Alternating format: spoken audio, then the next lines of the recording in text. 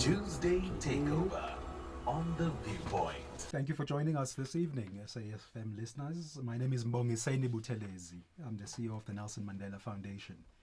And it's a privilege and an honor to be with you on this special Mandela Day conversation this evening. Nelson Mandela International Day was officially declared by the United Nations in 2009, inspired by Madiba's unwavering commitment to justice, freedom, and service to humanity. It was envisioned as a global call to action, encouraging each of us to dedicate time to doing something for others in recognition of former President Mandela's contribution to the struggle for human rights and for dignity. But over the years, of course, Nelson Mandela Day has evolved. At the Nelson Mandela Foundation, we've begun asking deeper and more urgent questions. What does meaningful action look like in the face of structural inequality? How do we move beyond charity toward real transformation that leaves lasting impact? This evening, as you join us, I'll also be joined by our board chair, Dr. Naledi Pandor. Dr. Pandor needs no introduction, having been the Minister of International Relations of South Africa. And she's with me in studio as we reflect on what Nelson Mandela means today, what Nelson Mandela Day means today, and what it can still contribute to the future of South Africa and to the future of the world. The theme for this year is "It is in your hands to combat poverty and inequality." It was, of course, inspired by Madiba's own public appearance in 2008 when he gave a speech at a 4W664 concert where he said, "It is in your hands now." That moment was his way of handing the baton over to all of us to continue the fight against poverty and inequality. And so with that, I'm going to ask Dr. Pandor. Dr. Pandor, more than a decade after the launch of Nelson Mandela International Day, do you believe that Nelson Mandela International Day remains relevant both here in South Africa and globally? And what purpose should it serve in today's complex social and political context? Good evening, Dr. Buthelezi, and good evening to all those who are listening to SAFM. It's lovely to be with you this evening. I know you're a man of many talents, but I didn't know that you could host radio shows. I believe that the call that former President Mandela made to all of us does remain relevant today. In fact, I believe even more urgent than when he made it all those years ago, because of the direction in which our world has gone, and in particular due to our perhaps failure as the global community to address the many areas that he identified as deeply complex challenges for the world. Climate change effects, poverty, inequality, we've seen increases in these. And so it does mean that we've got to put shoulder to the wheel and make a practical reality of the call he made to each one of us. Madiba's legacy continues to be invoked in many different ways, and some of those ways are sometimes contradictory of each other. From your perspective, Dr. Pandor, what parts of his legacy remain most urgent and necessary for our times? Well, I can't help but begin by saying the notion that has been, I think, taken on by the foundation of encouraging dialogue across communities, nations, and individuals is a really important part of the legacy. Because I think in the world today, we need to be engaging with each other in very, very difficult conversations about our world today and how we should work together to resolve our problems. I think, secondly, the matter of leadership. We are really in need of leadership of integrity, but leadership that performs as well. Because you can be a leader, but act like a gas that cannot move. So we need leadership in action, And I believe we saw that with President Mandela. He was a doing man, a doing person, and really exhibited his leadership through the actions that he generated. Thank you for that. And one of the growing concerns and the criticisms we often hear is that Mandela Day itself, which is celebrated on the 18th of July, Madiba's birthday, risks becoming superficial. How do we reclaim it as a space for meaningful engagement, for dialogue, for reigniting leadership that you're talking about, and for reigniting action against poverty and inequality? One, in ways that it advance solidarity, in ways that advance real change. Well, I think one of the ways, Dr. Buthelezi, I'm sure it's something you are certainly considering, is developing increased numbers of partnerships with organizations that are very similar to the Nelson Mandela Foundation. I think we need global partnerships to agree that the mandate that he assigned by virtue of this call is one that we should cooperate on across the world.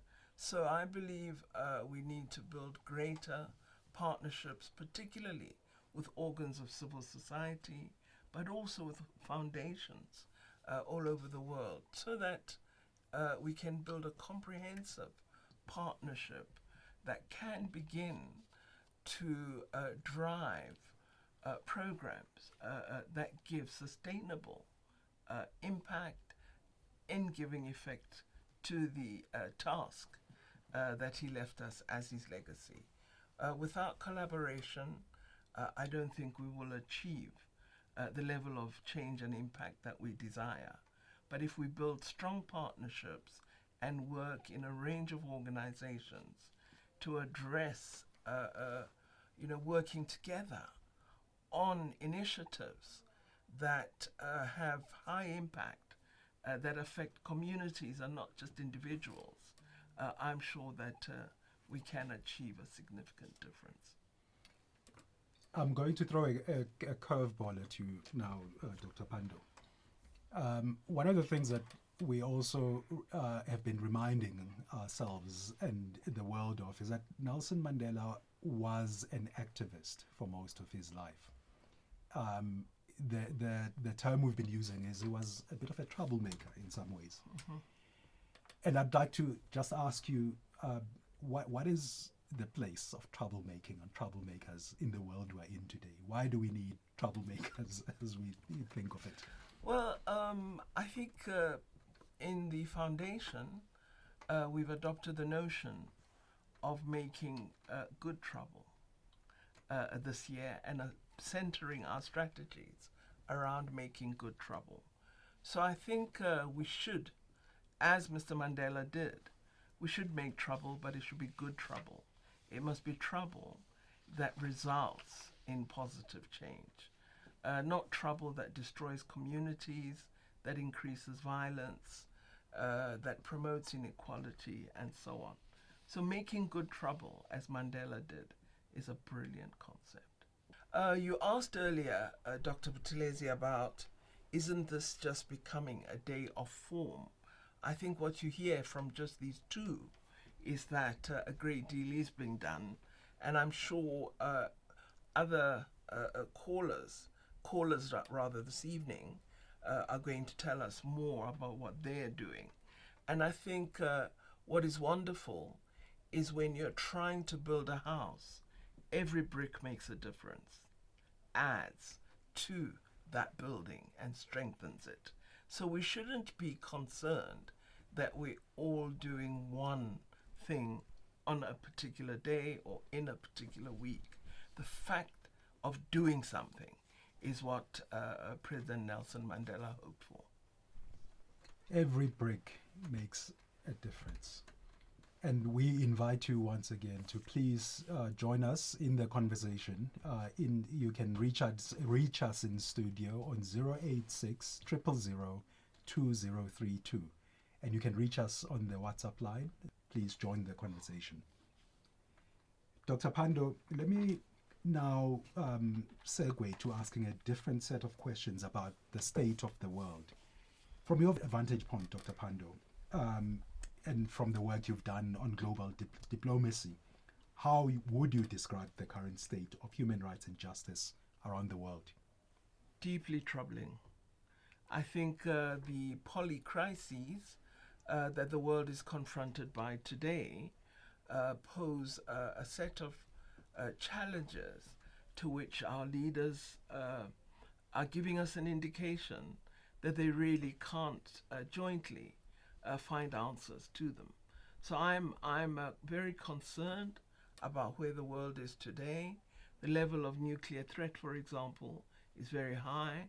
A few years ago, there was a sense that non-proliferation was a possibility, but we're moving more and more away from that.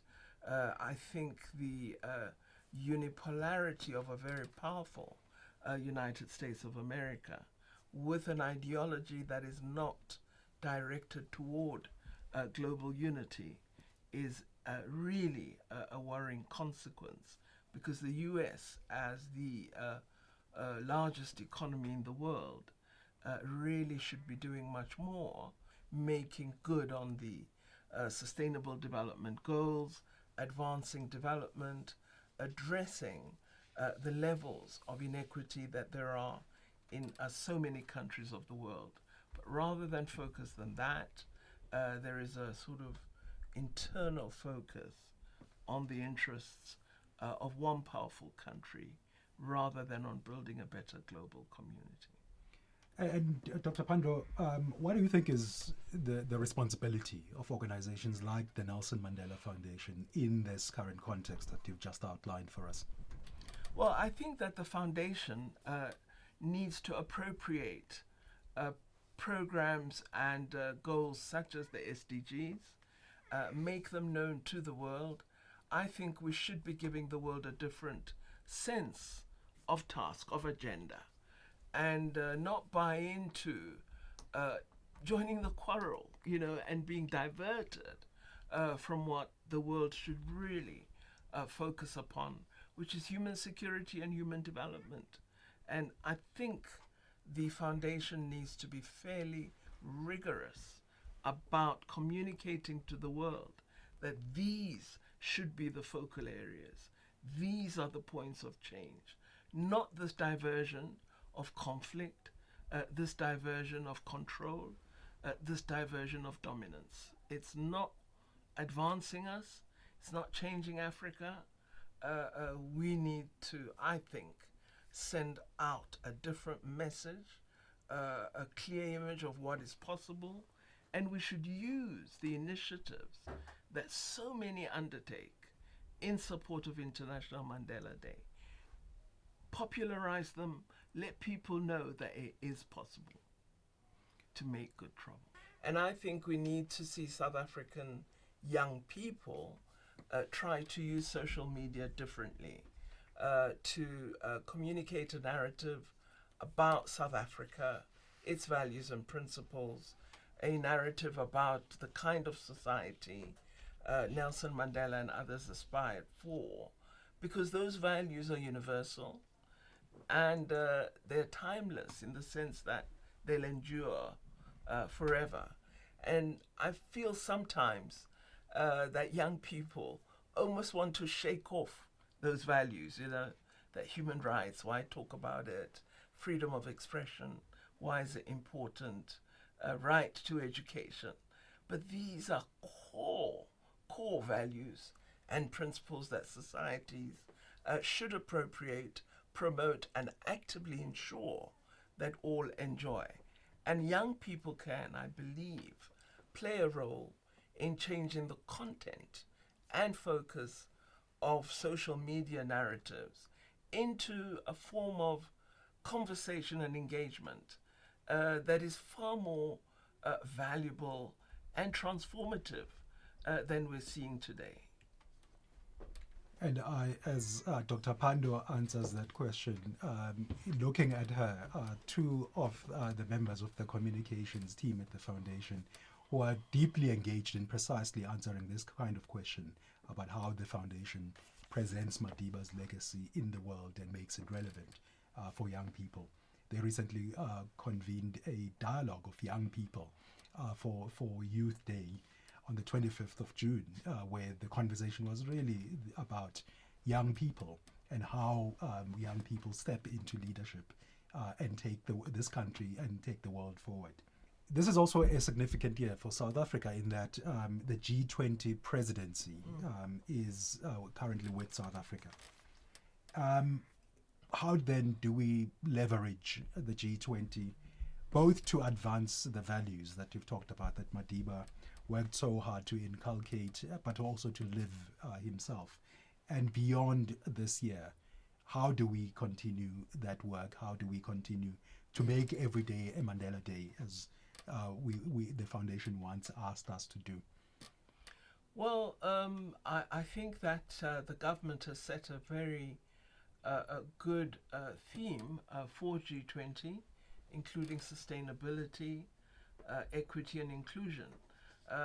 These are the key objectives that we should pursue as the global community, as G20, but broadly through the United Nations as well. So if we can get the G20 leaders to have a very clear discussion on how we achieve these three imperatives and what they will do to address the barriers to making progress on these key goals, I believe South Africa in its chairship would have achieved a great deal.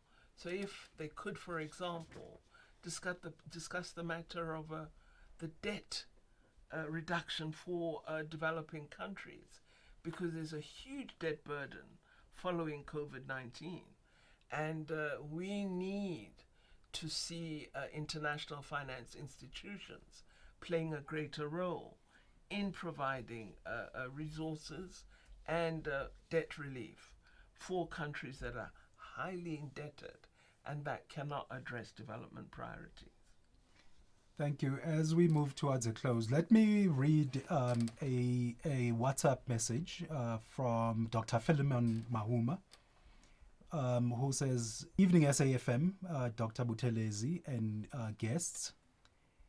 Thank you for reawakening us to Mandela consciousness and responsibility for and towards humanity and the world. If not careful, we can easily forget." Thank you very much for that message, Dr. Philemon Mahuma. Let me then, as we move towards closing, take another message from WhatsApp. Doc, I've been part of Ride for Hope for 2 years. This year, it will be my 3rd year. It's a huge honor to collaborate with Ride for Hope and make a difference. We give children free oral health care in 868 schools in the Free State and Northern Cape, giving every child a toothbrush and toothpaste. I'm looking forward to Ride for Hope 2025, making an impact in communities. The impact is huge. Best regards, Tabile Mushwada, CEO of Dental Marathon. And lastly, Dr. Naledi Pandor, Chair of the Nelson Mandela Foundation Board, your closing thoughts, please. Well, really, it's to ask everyone to go out there to follow the legacy that has been handed to you by President Mandela, because it was to each one of us that he made this call. So try just for 1 hour. If you can afford an hour each day, that would be absolutely brilliant. But he just asked 60 minutes once a year, if you can, and do something for someone else. I think there can be nothing better than that.